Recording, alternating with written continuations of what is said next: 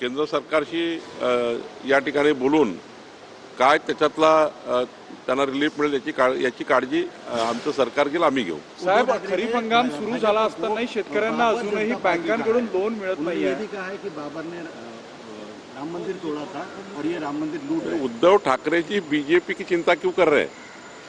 उद्धव ठाकरे अपनी पार्टी की चिंता करें। अपनी पार्टी क्यों दिन ब दिन छोटी होती जा रही सी चिंता करें। उद्धव ठाकरे जी को छोड़ के सारे लोग जा रहे, वो कहाँ जा रहे? रास्ता भटक गए, रास्ता ढूंढे, अच्छे से काम करें।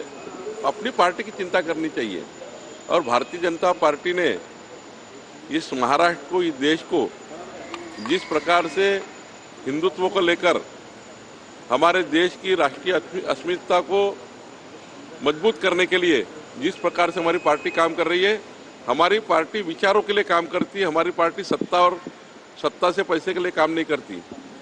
जो उद्धव ठाकरे ने अपनी विचारों को कांग्रेस पार्टी के और ऐसे लोगों के हाथ में दे दिया है, और कांग्रेस पार्टी और ऐसे लोगों ने उद्धव ठाकरे की पार्टी खराब कर दी है कि उद्धव ठाकरे को अभी केवल टीका टिप्पणी बगैर कुछ बचा नहीं है।